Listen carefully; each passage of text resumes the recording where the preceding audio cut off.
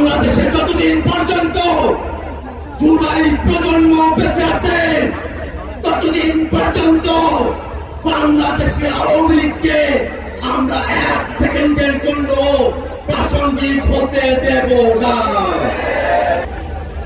সুশীল তত্ত্বাবধায়ক সরকার আপনারা না, আপনারা গণঅভ্যুত্থানের সরকার। গণঅভ্যুত্থানের ম্যান্ডেট দিয়ে যারা উপদেষ্টা হয়েছেন তাদের কাছে প্রশ্ন যে আওয়ামী লীগ বাংলাদেশে কোন হত্যা করেছে, সে আওয়ামী লীগের বিরুদ্ধে আইনগত ব্যবস্থা নিতে বাধা কোথায়? আজকে সাধারণ জনগণের উপরে চাপিয়ে দেওয়া হয়।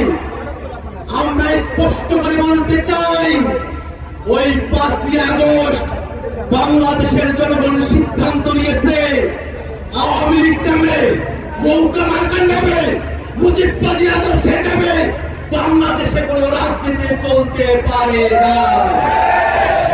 বন্ধুগণ আমার, এখনো পর্যন্ত আওয়ামী লীগের নিবন্ধন আছে।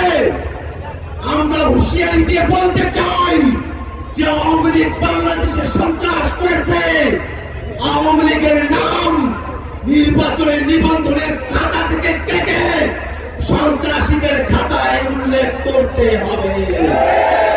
বন্ধুগণ আমার, বাংলাদেশে যতদিন পর্যন্ত জুলাই প্রজন্ম বেঁচে আছে ততদিন পর্যন্ত বাংলাদেশে আওয়ামী লীগকে আমরা 1 সেকেন্ডের জন্য প্রাসঙ্গিক হতে দেব না।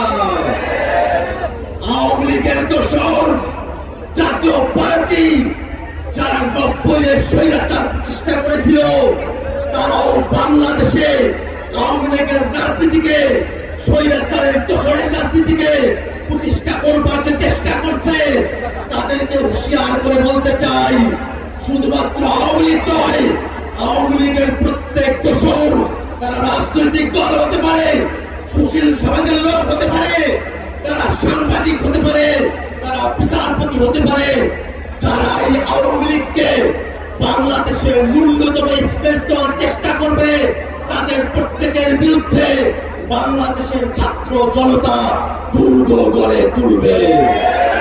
বন্ধুগণ আমার, জাতীয় নাগরিক পার্টি শুরুর সময় থেকে আওয়ামী লীগের বিরুদ্ধে তাদের তীব্র কণ্ঠস্বর জুড়ে গেছে। দীর্ঘ সময় ধরে বাংলাদেশে যারা বেশিরভাগ বিরোধী রাজনীতি করেছেন, বেশিরভাগের চাকায় পৃষ্ঠ হয়েছেন, বেশিরভাগের বিরুদ্ধে যাদেরকে নিয়ে জুলাইতে আমাদের ঐক্য হয়েছিল, আমরা আমাদের প্রত্যেক শরীরকে জানাতে চাই, আওয়ামী লীগের বিরুদ্ধে, আওয়ামী লীগকে নিষিদ্ধের প্রশ্নে এই দায় শুধুমাত্র জাতীয় নাগরিক পার্টি এনসিপি নয়, এই দায় বিএনপির, এই দায় জামাতের, এই দায় ইসলামী আন্দোলনের, এই দায় গণঅধিকার গণসংগঠন বাংলাদেশের বেশিরভাগ বিরোধী প্রত্যেকটা পক্ষের।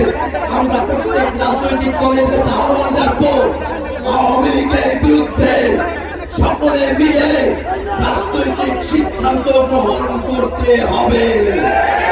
বন্ধুগণ আমার, আওয়ামী লীগের প্রশ্ন অমীমাংসিত রেখে বাংলাদেশে সামনে কোন নির্বাচন হবে না, হবে না, হবে না।